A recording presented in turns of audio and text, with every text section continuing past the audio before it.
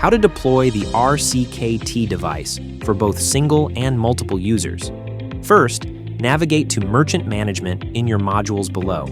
Select it to start a typical boarding process using your full board tools.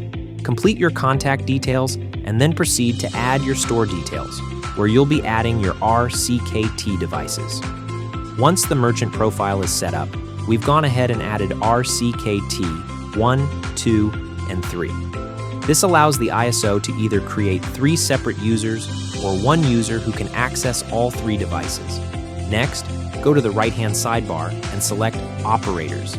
Click Add Operator, and you'll be able to add the merchant operator's contact details, email, username, first and last name, mobile number, and assign the operator's role. Once you've filled everything out, click Next to move to the Store and Device tab.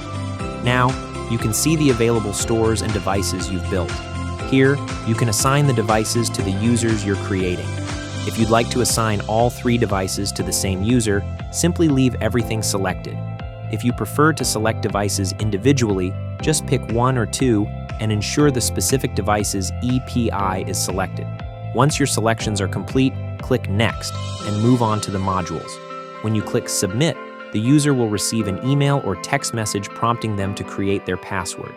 How to connect RCKT to ValorPay. Now, to connect your RCKT device to your ValorPay mobile app, the first step is to ensure Bluetooth is enabled on your mobile device. Then, open the ValorPay mobile application. Tap the main menu in the top left corner and select Connect Device. The device will search for the serial number of the Bluetooth device, and it will appear right on your screen.